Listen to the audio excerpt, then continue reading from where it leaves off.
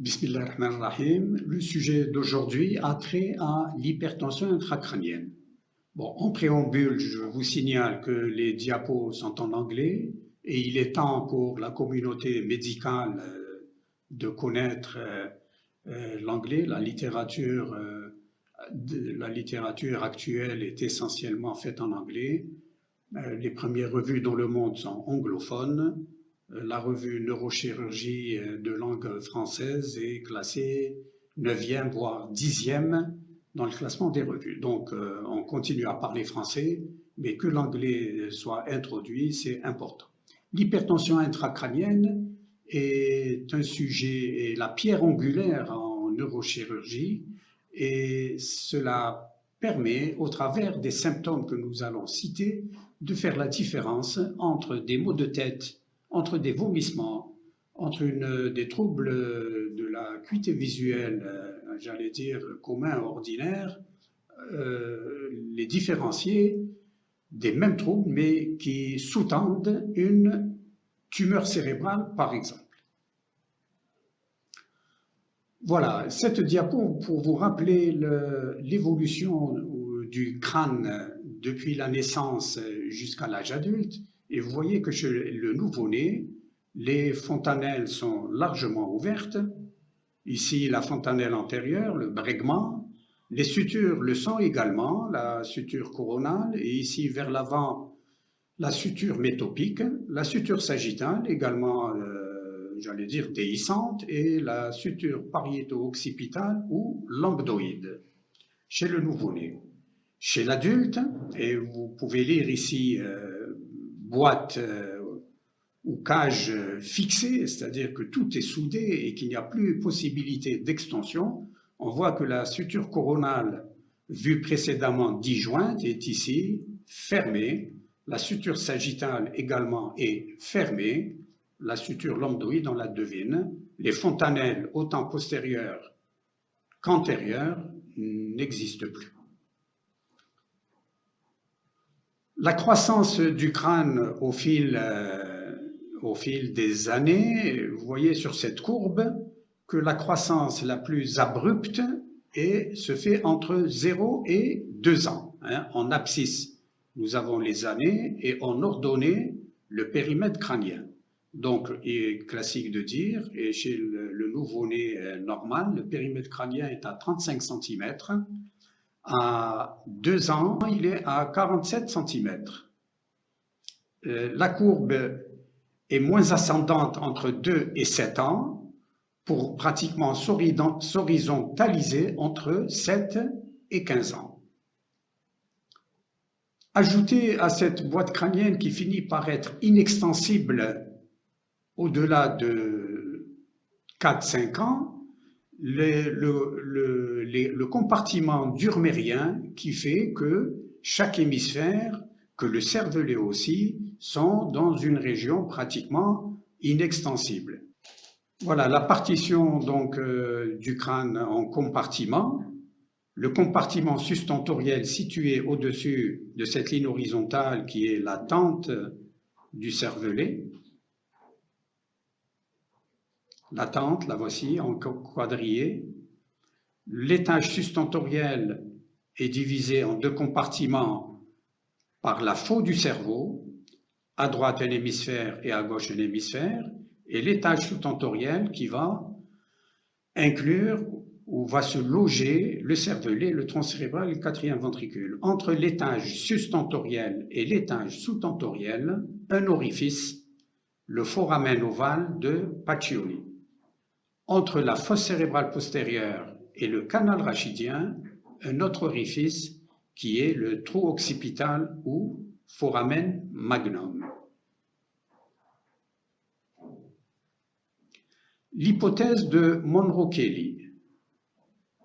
Pour rappel, dès 1783, Alexandre Monro débute des études sur les structures intracrâniennes. Son travail est complété par celui de George Kelly, et ceci donne naissance à la doctrine de Monro-Kelly qui stipule que le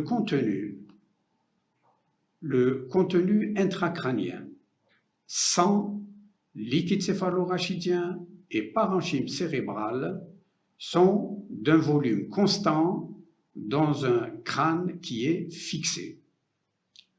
Le volume de ces trois composants, sang, liquide céphalorachidien et tissu cérébral, doit être en équilibre, et dans la mesure où l'un d'entre eux augmente en volume, il est indispensable que l'un, le deuxième, voire le deuxième et le troisième composant diminuent en volume pour garder toujours un volume total constant. Si cet équilibre est rompu, on va parler d'hypertension intracrânienne. Voilà cette image. La composante liquide céphalorachidien, c'est 10% du contenu intracrânien. La composante vasculaire, c'est 12%. Et la composante parenchyme cérébrale, 78%. Et vous avez ici les volumes en centimètres cubes, 1400 pour le parenchyme cérébral, 75 pour le compartiment vasculaire, un peu plus pour le compartiment liquidien, 150 cc. En poids, le poids du cerveau, c'est 1300 à 1400 grammes.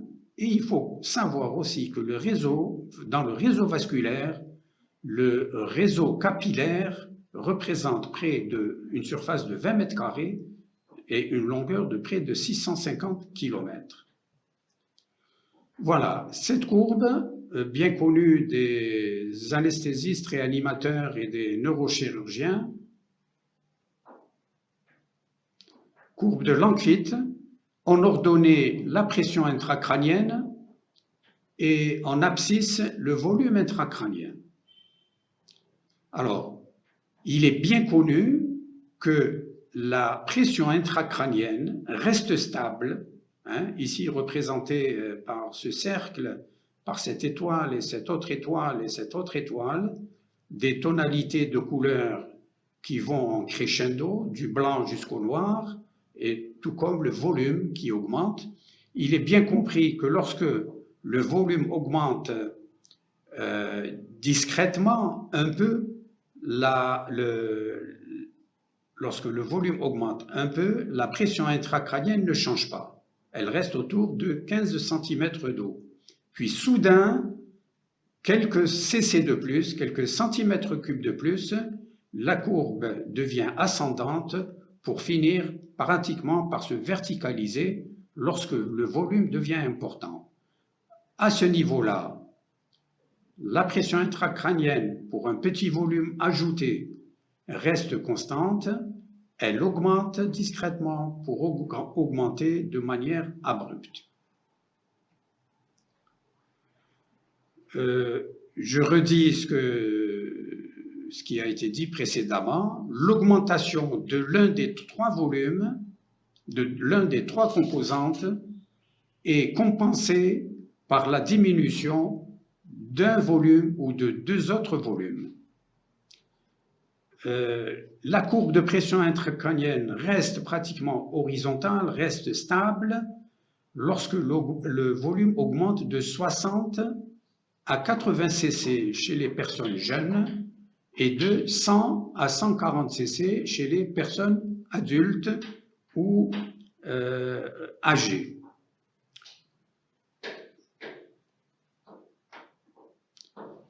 Quels sont les mécanismes compensatoires? Lorsque le volume du parenchyme cérébral augmente, le volume du liquide céphalorachidien va diminuer. Et il diminue par une augmentation du drainage du liquide céphalorachidien de la cavité intracrânienne vers les espaces médulaires. Si la lésion continue d'augmenter de volume, il y a un risque d'ischémie localisée, d'engagement cérébral et d'état décompensé pouvant aller jusqu'à l'arrêt circulatoire. La pression intracrânienne est la pression qui règne à l'intérieur du crâne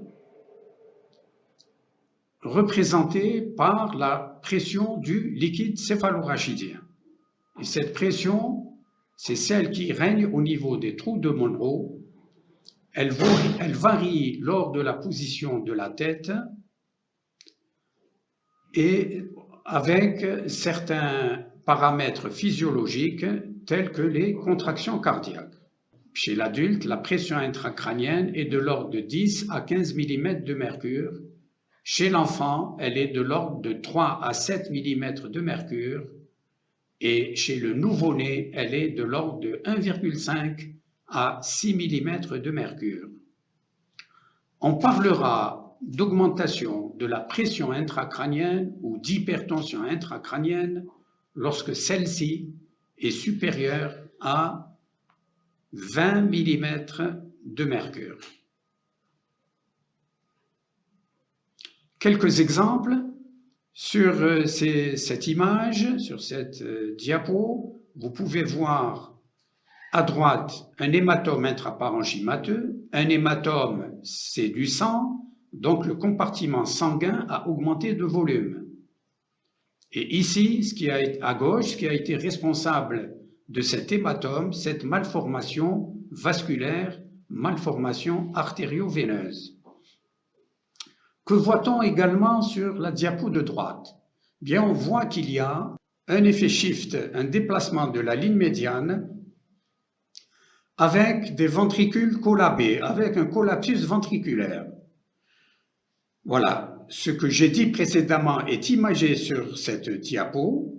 Nous avons une augmentation du compartiment vasculaire avec cet hématome et nous avons une réduction du compartiment liquidien représenté par ce collapsus vasculaire. Ici, sur cette diapo, une augmentation du compartiment liquide céphalorachidien sur cette coupe sagittale IRM et sur cette coupe axiale IRM. Vous voyez qu'il n'y a pratiquement plus de parenchyme cérébral, le parenchyme cérébral est réduit. Eh bien, c'est ce qui va faire un peu un équilibre, mais toutefois précaire, chez cet enfant hydrocéphale porteur d'une macrocranie, d'une circulation veineuse collatérale. Les yeux sont cachés, mais au niveau des yeux, nous avons le classique signe du coucher de soleil. Ici, il s'agit de tumeurs. Donc, nous avons vu l'augmentation du liquide céphalorachidien, l'hydrocéphalie, l'augmentation de la composante vasculaire qui est l'hématome intraparenchymateux, et enfin ici, l'augmentation du parenchyme tumoral par le biais d'œdème au niveau de la substance grise et de la substance blanche, mais aussi par une inclusion d'un tissu inapproprié, d'un tissu tumoral. Ici à gauche, le cas d'un papillome du ventricule latéral. Ici au centre, le cas d'une tumeur de la région pinéale ou de la glande pinéale, pinéalome, et qui fait hernie au niveau de la fosse postérieure. Et ici, à droite, le cas d'une tumeur au niveau de la fosse cérébrale postérieure, imagée ici par un épendymome. Dans les trois cas, il y a augmentation du compartiment parenchymateux et ici, et puis dans les trois cas, ou du moins dans les trois cas, une dilatation du compartiment aussi liquidien.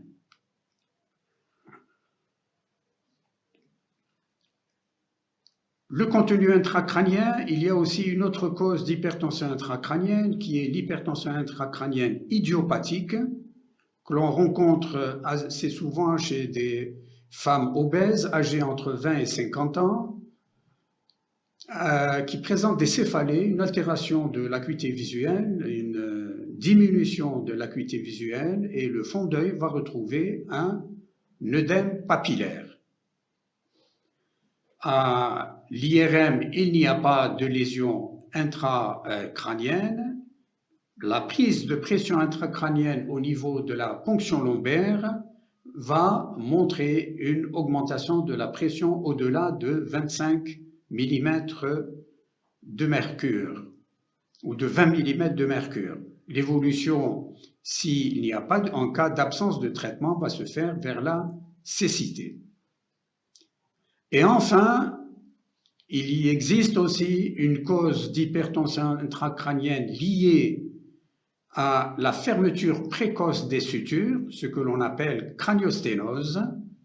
Le crâne est donc rigide chez un enfant de 6 mois, contrairement, comme on l'avait dit, au crâne avec des sutures disjointes et des sutures non fermées et des fontanelles antérieures et postérieures visibles. Ici, vous voyez, voilà, c'est un jeune enfant, c'est un nourrisson qui a une fermeture de la suture, d'une suture coronale, on parle de plagiocéphalie, et ici à droite, un autre nourrisson qui présente une fermeture de la suture sagittale, ici, qui est absente, et de la suture lambdoïde, donc une scaphocéphalie associée à une fermeture de la suture lambdoïde. Parlons maintenant de la sécrétion, de la circulation et de la résorption du liquide céphalorachidien. Alors, la sécrétion quotidienne, la production quotidienne de liquide céphalorachidien est autour de 500 cc par jour. Cette sécrétion se fait au niveau des plexus choroïdes pour 80 à 90%, mais se fait aussi au niveau des espaces périvasculaires, des cellules épendymères et endothéliales de la barrière hémato-encéphalique. Et ceci représente 10 à 20% de la sécrétion restante.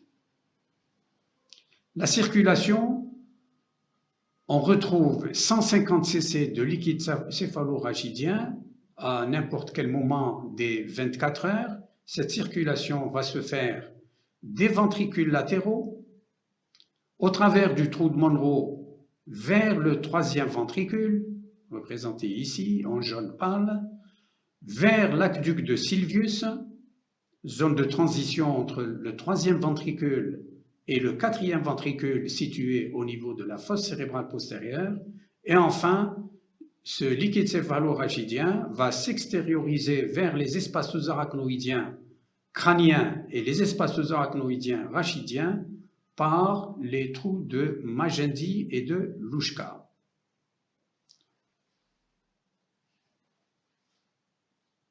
C'est une image IRM de l'un des malades où vous voyez donc le ventricule latéral ici, le trou de Monro ici à ce niveau-là, le troisième ventricule, l'aqueduc de Sylvius et le quatrième ventricule.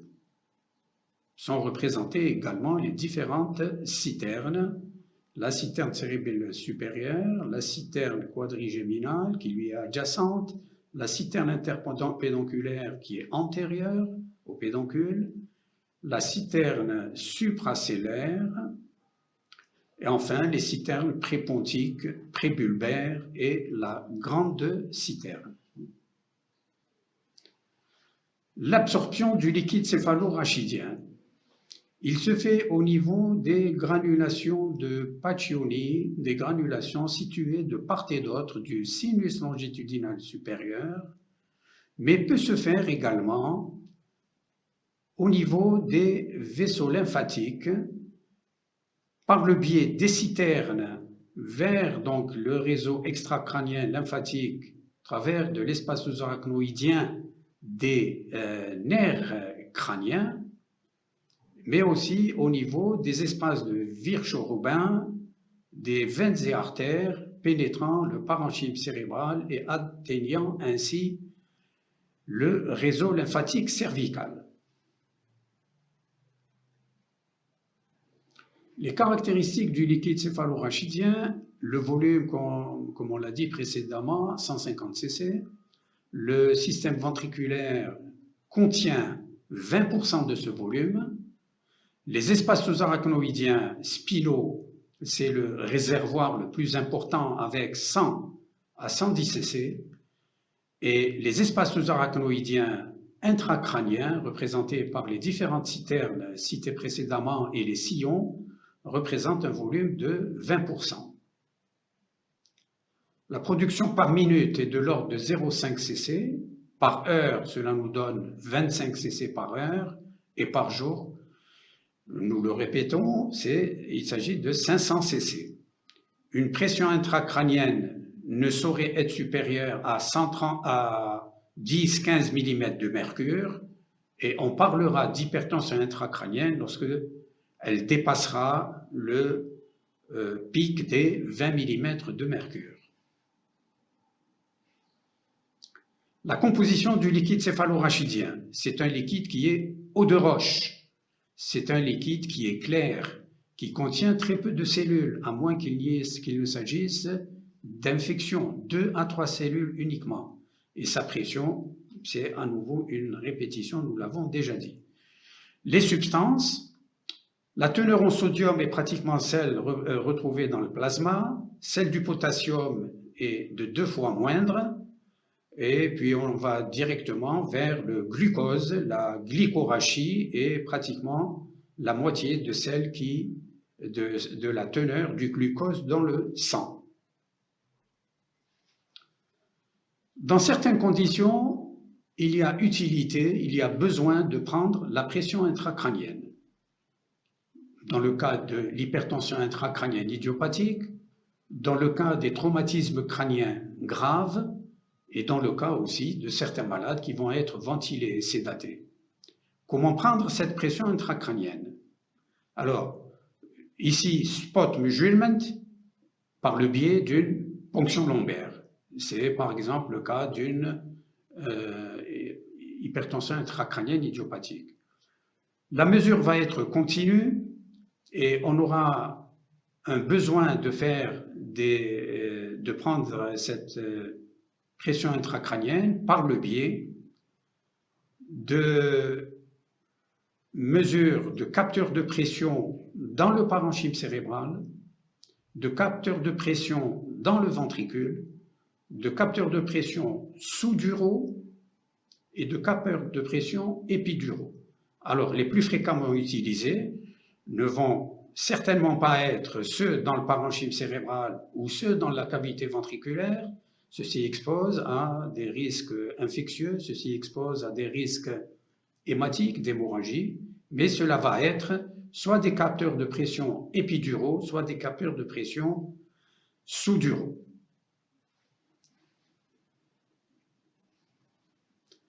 Alors, la mesure de la pression intracrânienne n'est pas seulement importante, utile, judicieuse pour en faire le diagnostic, mais également pour le traitement.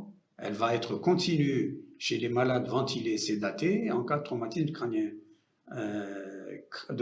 crânien grave et permettre de modifier ou d'ajuster la thérapeutique. Dans le même temps, ceci évitera d'avoir un débit sanguin cérébral compromis.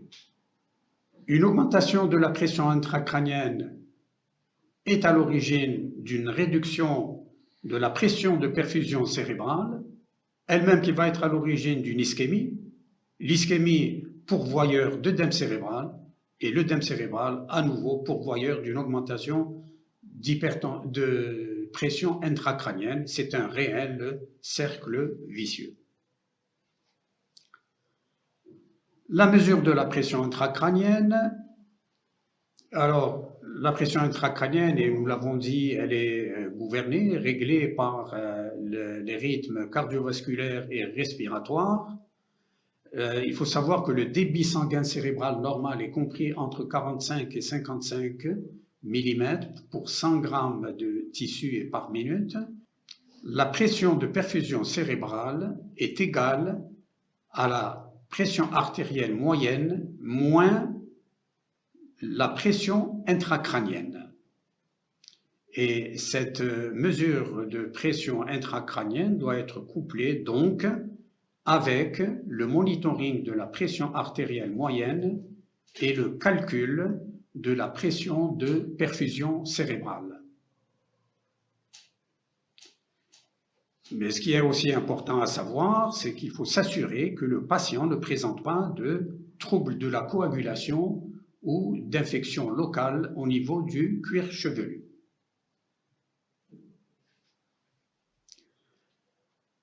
La pression intracrânienne est un signal pulsatile commandé par le rythme cardiaque et défini par 3 pics. Ces 3 pics, P1, P2, P3, nous allons voir sur la diapo suivante que les pics P2, P3 sont inférieurs aux pics P1 en conditions normales.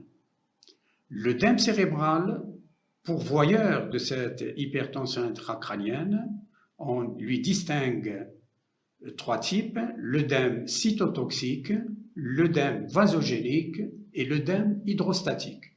En premier, au niveau de ces 3 types d'œdème, l'œdème vasogénique, il faut savoir que la rupture de la barrière hémato-encéphalique résulte dans une accumulation extracellulaire de fluides et de protéines intravasculaires telles que l'albumine.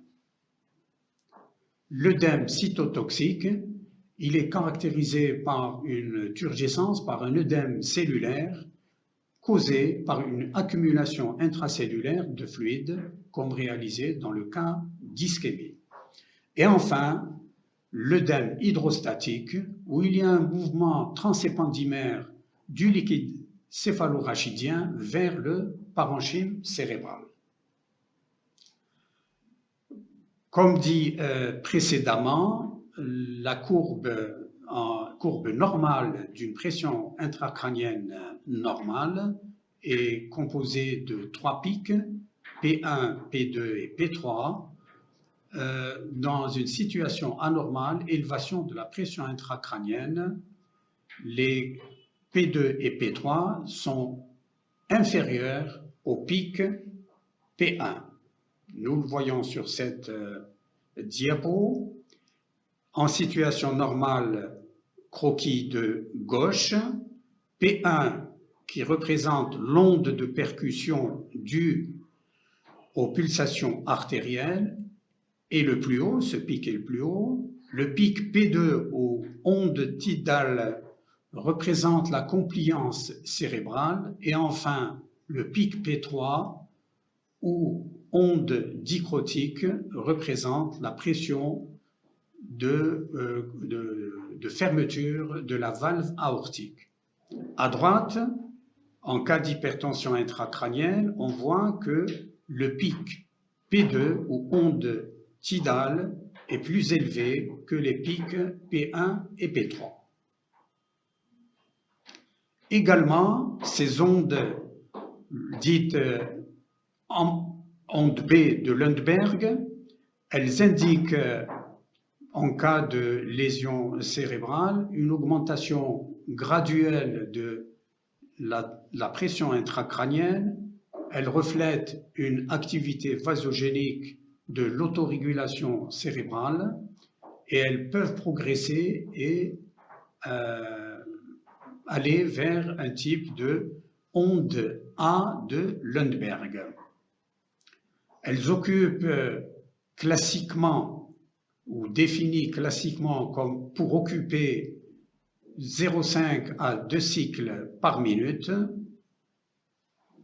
Les ondes A de Lundberg, dites en plateau, elles sont le témoin d'un risque très important d'élévation de la pression intracrânienne, entre 50 et 100 mm de mercure.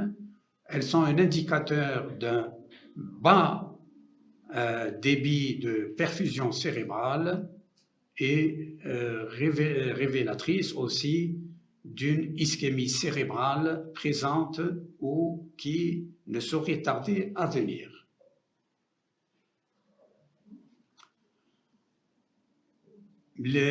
Cette mesure de pression intracrânienne, comme nous l'avons vu, classiquement et généralement se fait au travers de capteurs de pression non pas intraventriculaires ni intraparenchymateux, mais plutôt épiduraux ou sous-duraux. Et les risques de ce placement, de ces méthodes invasives et le saignement, l'infection, des dommages au parenchyme cérébral et aussi la déconnexion du matériel. Des méthodes non invasives sont également décrites et utilisées au travers des divers services dans le monde. C'est l'étude du diamètre de l'épaisseur de la gaine du nerf optique, c'est l'ophtalmodynamimétrie veineuse, c'est la pupillométrie, le monitoring de la fontanelle antérieure chez le nourrisson, le déplacement de la membrane tympanique, le Doppler transcrânien, mais qui va évaluer surtout la pression de perfusion cérébrale et non pas la pression intracrânienne, et enfin le Brain for Care, qui est une méthode non invasive de pression intracrânienne. Les signes cliniques. Les signes cliniques de l'hypertension intracrânienne sont classiquement représentés par 3 signes cardinaux qui sont les céphalées, les troubles de la vision et les vomissements. Troubles de la vision, nous allons les voir dans un petit moment, avec au fond de l'œil un œdème papillaire. Si cette hypertension intracrânienne n'est pas traitée, on va assister à des troubles de la conscience qui vont commencer par une somnolence, une torpeur, léthargie, des faiblesses musculaires au niveau d'un membre, au niveau d'un hémicorps, troubles de la conscience avec altération de l'état de conscience, malade comateux, à l'examen clinique des rigidités, rigidité de décortication à l'occasion d'un engagement du diencéphale ou une rigidité de décérébration à l'occasion d'un engagement de l'incus temporal au travers du foramen ovale, voire, situation gravissime, l'installation d'un réflexe de Cushing. Voilà, signe clinique chez le nourrisson et chez l'enfant, la macrocéphalie, l'augmentation avec une augmentation du périmètre crânien, et vous vous rappelez certainement de l'image que je présentais au tout début, une fontanelle bombante, fontanelle antérieure bombante, une circulation veineuse collatérale frontale augmentée, périmètre crânien augmenté, des yeux en coucher de soleil, et des simples radios du crâne peuvent objectiver des empreintes digitiformes et une disjonction de sutures. Les céphalées. Alors, les céphalées sont sous-tendues par l'innervation des méninges. Elles sont d'installation récente, depuis quelques jours ou quelques semaines, et elles peuvent certaines fois changer avec la position de la tête. Ce sont des situations rarissimes, mais elles existent. C'est ce que l'on appelle le syndrome de Burns, des tumeurs, des petites tumeurs en battant de clocher situées dans le 3e ventricule, appelées kystes colloïdes. Ces céphalées sont de siège frontal ou occipital. Elles sont de survenue nocturne. Elles augmentent au réveil le matin, sont aggravées par la toux ou par la manœuvre de Valsalva, compression des jugulaires ou compression abdominale. Les vomissements, ils sont avec ou sans nausée, ils sont en jet, en anglais on parle de projectiles, ils soulagent les vomissements et ils sont communs, ils sont habituels dans les tumeurs de la fosse postérieure, et les tumeurs de la fosse postérieure étant l'apanage de l'enfant, ces vomissements sont fréquents à cet âge-là. Les troubles visuels. N'a-t-on pas dit que les yeux sont une fenêtre sur la pression intracrânienne? Les troubles visuels, incluant des troubles d'acuité visuelle, peuvent inclure aussi des troubles du champ visuel et une altération du fond d'œil. Les troubles visuels, c'est une diminution de l'acuité visuelle par atteinte du nerf optique. Le nerf optique souffre, la pression intracrânienne étant augmentée, le retentissement premier va se faire sur le nerf optique. On peut avoir une diplopie horizontale par atteinte de la 6e paire crânienne et au fond d'œil un œdème papillaire. Et si cette hypertension intracrânienne n'est pas traitée, on peut voir s'installer une atrophie optique post-stase. Il est bien évident que lorsque un fond d'œil objective un œdème papillaire, la faisabilité d'une ponction lombaire est totalement contre-indiquée. Sur cette diapo, 3 types de fonds d'œil. À gauche, un fond d'œil normal.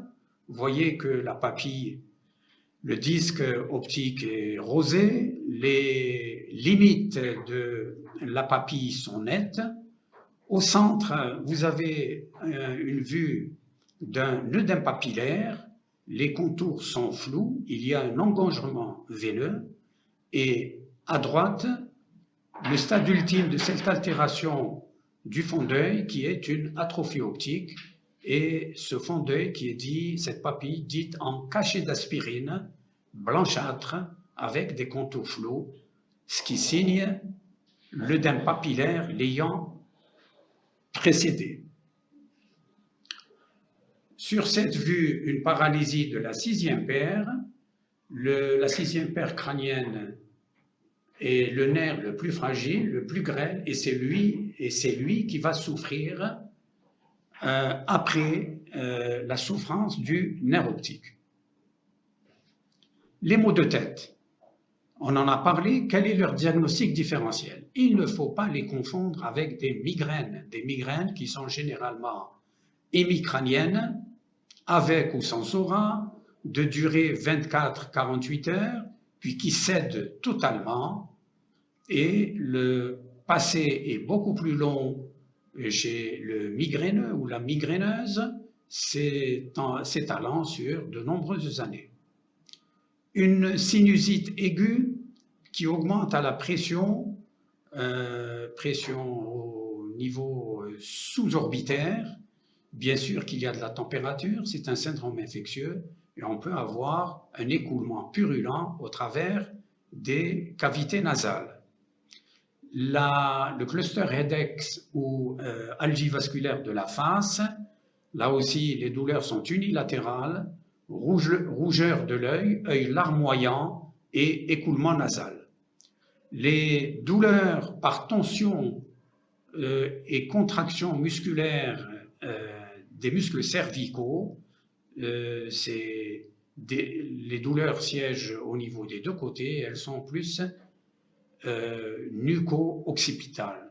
Enfin, la névralgie trigéminale qui siège au niveau d'un territoire ou de 2 territoires, plus rarement au niveau de 3 territoires de l'hémiface, douleur en éclair durant quelques secondes à quelques minutes, classiquement appelé tic douloureux de Trousseau et qui répond bien à la carbamazépine. Les vomissements, quel est leur diagnostic différentiel? Ce sont toutes les affections digestives. Et n'a-t-on pas vu des malades opérés malencontreusement pour cholécystite ou appendicite, alors que les vomissements étaient d'origine intracrânienne. Le syndrome vestibulaire, là aussi on peut avoir des vomissements dans les gros vertiges de Ménière par exemple. Dans les intoxications, on peut avoir des vomissements, mais dans les intoxications, ces vomissements sont transitoires, sont éphémères et ne durent que quelques heures, voire 1-2 jours. Les troubles de l'acuité visuelle, leur diagnostic différentiel, eh bien, ce sont les troubles, les désordres de la réfraction, tels que myopie, hypermétropie, astigmatisme ou presbytie. Il faut faire très attention pour les troubles visuels chez l'enfant, parce que bien souvent, une diminution de l'acuité visuelle au niveau d'un œil peut être corrigée, lorsqu'elle débute au niveau d'un œil, peut être corrigée par l'autre œil et l'enfant ne s'en aperçoit même pas. Voilà, mes chers amis, nous arrivons au traitement, à la conduite à tenir en face d'une augmentation de la pression intracrânienne, hypertension intracrânienne. Il est évident qu'il s'agit pour nous, neurochirurgiens, et pour le médecin généraliste, hein, d'un extrême à l'autre, du médecin généraliste jusqu'au spécialiste, de traiter la cause, mais parallèlement à la cause, dans l'attente de la prise en charge adéquate, un traitement médical est le bienvenu. Il s'agit de garder cette pression intracrânienne en deçà de 20 mm de mercure et aussi d'avoir un débit sanguin cérébral compris entre 45 et 55 mm de mercure pour 100 g de parenchyme par minute. Si aucun traitement n'est entrepris, cette hypertension intracrânienne expose au risque d'ischémie, d'engagement cérébral ou d'arrêt circulatoire. L'engagement cérébral ou brain herniations. L'engagement cérébral est de 5 types.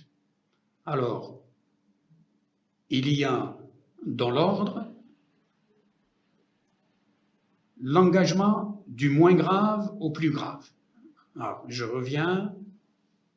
Du moins grave au plus grave, il y a l'engagement cérébral au travers d'une déhiscence du crâne. Pour une raison ou pour une autre, il existe une déhiscence chez un traumatisé crânien grave avec perte de substance osseuse, le cerveau peut sortir, peut s'hernier. Autre exemple, c'est le malade déjà opéré pour tumeur cérébrale, le volet osseux n'est pas bien fixé, le cerveau est turgescent, il va pousser en dehors. Un autre type d'engagement est l'engagement sous-falciforme. Cette coupe est coronale, la faux du cerveau, donc qui divise le crâne en 2 compartiments, et là vous avez un engagement sous la faux du cerveau d'un hémisphère vers l'autre hémisphère avec un ventricule latéral ici et un 3e ventricule comprimé par cette tumeur. Donc la tumeur peut pousser le cerveau vers le dehors, peut pousser le cerveau vers l'autre hémicrâne. Cette tumeur peut être à l'origine aussi de ce que l'on appelle un engagement diencéphalique.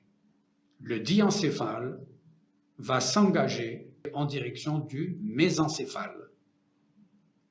Un autre engagement, plus grave, l'engagement de l'incus temporal de T5 dans la partie latérale du foramen ovale, comprimant la 3e paire crânienne, le nerf oculomoteur commun homolatéral et le pédoncule cérébral homolatéral, se traduisant cliniquement par une mydriase atteinte du 3 homolatéral et d'un déficit moteur contralatéral, puisque le pédoncule à ce niveau-là comprimé, le faisceau pyramidal à ce niveau-là va décusser ici au niveau du bulbe et donnera un déficit contralatéral. Une mydriase unilatérale associée à un déficit contralatéral sont les stigmates chez un malade dont l'état de conscience s'altère d'un engagement temporal. Enfin, cas gravissime, et le plus grave, c'est l'engagement de l'amygdale cérébelleuse au travers du tronc occipital, comprimant la partie inférieure du tronc cérébral et la partie toute haute de la moelle épinière. Voilà, je récapitule. Peut-être que les numéros ne correspondent pas à l'ordre que j'ai rapporté. Donc le 1, engagement de l'amygdale cérébelleuse. Le 2, engagement de l'incus temporal de T5. Le 3, engagement du diencéphale. Le 4, engagement sous-falciforme. Et enfin le 5, engagement au travers d'une déhiscence du crâne, en dehors du crâne. La triade de Cushing. Les artérioles localisées dans le parenchyme cérébral, quand la pression intracrânienne excède la pression artérielle moyenne, deviennent finir par être comprimées. Cette compression va entraîner une diminution de la vascularisation cérébrale, une condition optimale pour une ischémie cérébrale. Vont s'installer une bradycardie. La triade de Cushing comprend une bradycardie par distorsion directe mécanique du nerf vague, une hypertension systolique due à une réponse sympathique qui active les récepteurs alpha-1 adrénergiques, causant une constriction des artères du corps, des artères de l'organisme, et enfin des difficultés respiratoires, une respiration irrégulière qui est le troisième et stage final de ce réflexe de Cushing.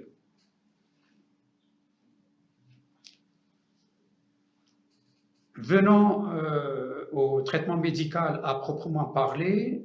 Alors, ce traitement initial est indispensable avant l'installation d'une irréversibilité.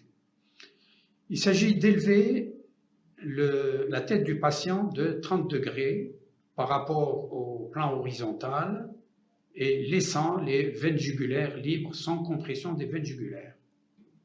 Un traitement antiépileptique préventif, type de phénitoïne, éviter l'installation d'une hyperglycémie, voire d'une hyperthermie, un syndrome infectieux, favoriser l'écoulement du liquide céphalorachidien au sein des cavités intracrâniennes, voire par un drainage de ce liquide, drainage ventriculaire.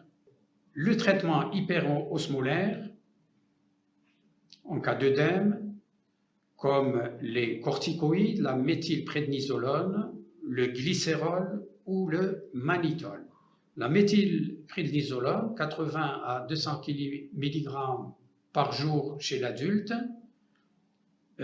Cette posologie est administrée aussi chez le malade conscient, mais avec des signes cliniques qui ont été fortement évocateurs d'une tumeur cérébrale, type glioblastome, type abcès, type métastase. Dans ces trois cas d'illustration, l'œdème cérébral est très important et les corticoïdes sont efficaces et bien souvent on assiste à la régression de ces signes.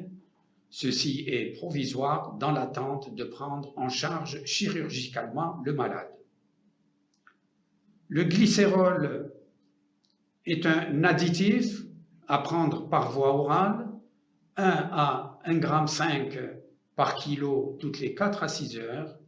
Et enfin le mannitol, lorsque le malade est en situation, j'allais dire, plus grave, avec des signes de pré-engagement, le mannitol se donnera en bolus toutes les 6 ou 8 heures à raison de 0,25 à 1 g par kilo de poids.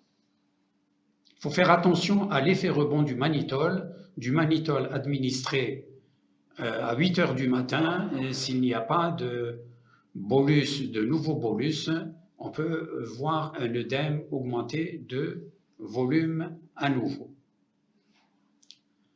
Dans les cas gravissimes d'hypertension intracrânienne, c'est-à-dire altération de l'état de conscience ou engagement cérébral, le malade a besoin d'être intubé et d'être ventilé. L'hyperventilation contrôlée temporaire, avec besoin d'une hypocapnie modérée, une PaCO2 comprise entre 35 et 40 mm de mercure. Ceci peut aller jusqu'à installer un coma barbiturique induit et parfois il y a nécessité, comme chez les traumatisés crâniens graves, comme chez les malades victimes d'accidents vasculaires cérébraux graves, de réaliser ce que l'on appelle une craniotomie décompressive. Cas bien particulier de l'hypertension intracrânienne idiopathique.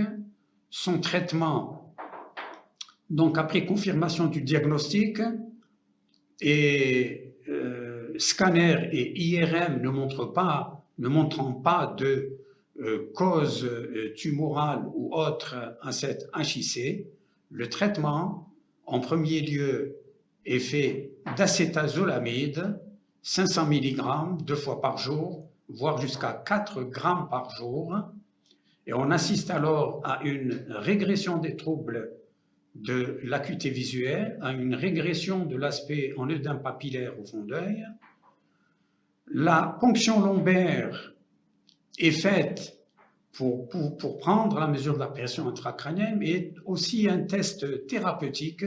Elle peut se faire 3-4 jours successifs, et si le malade signale un soulagement des troubles visuels, la dérivation ventriculo-péritonéale est indiquée, mais plus exactement, la dérivation lombo-péritonéale est indiquée parce que les ventricules sont bien souvent collabés dans les cas d'HIC idiopathique et on a recours à une dérivation, donc des espaces sous-arachnoïdiens spinaux vers le péritoine. Certains auteurs, en absence d'amélioration de cette acuité visuelle, réalisent des fenestrations du nerf optique ou encore mettent en place des stents veineux. Au total, le traitement chirurgical de la pression intracrânienne pour nous neurochirurgiens en cas d'hydrocéphalie associée ou dans l'ordre va être une ponction du ventricule, un drainage ventriculaire, un shunt ventriculo-péritonéal ou un shunt ventriculo-atrial ou ventriculo-cardiaque, et technique donc nouvelle, d'actualité, une ventriculo-cysternostomie faisant communiquer les ventricules avec les espaces sous-arachnoïdiens. En cas de tumeur cérébrale, lorsque une composante kystique est importante au niveau d'une tumeur, la simple ponction du kyste peut améliorer le malade. L'exérèse de la tumeur et le traitement approprié et adéquat, bien sûr. Et en cas de traumatisme, trauma brain injury, en cas de traumatisme ou d'AVC, la craniectomie décompressive peut être indiquée.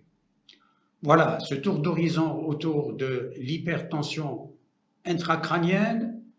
Si l'on devait résumer en quelques mots la triade symptomatique, céphalée, baisse de l'acuité visuelle et vomissement, pour chacun de ces signes, il faut savoir éliminer ce qui est retrouvé par ailleurs, les céphalées de neurologie, les vomissements du gastro-entérologue faisant partie des troubles digestifs, et les troubles visuels et les troubles de la réfraction. Scanner alors fond d'œil il est fait bien sûr avec les troubles visuels. Scanner IRM montre un substratum, une lésion, un processus, une tumeur, un hématome, une image d'AVC. La lésion sera appropriée par rapport à ce type de lésion. Si l'hypertension intracrânienne est idiopathique, comme chez ces femmes obèses, avec diminution lente et progressive de l'acuité visuelle, alors que les examens complémentaires n'ont rien objectivé, eh bien, ça va être les traitements diurétiques, ponction lombaire, éventuellement shunt lombo-péritonéal. Et nous avons vu le traitement de l'hypertension intracrânienne en préparation au traitement chirurgical, ce sont les corticoïdes, plus précisément le méthylprednisolone. C'est aussi par voie orale le glycérol. Et dans le cas de malades graves, troubles de la conscience, désobstruction des voies aériennes, ventilation éventuellement hyperventilation, éventuellement coma barbiturique, et avec une mesure de la pression intracrânienne prise en continu. Je vous remercie en espérant avoir été assez clair et utile.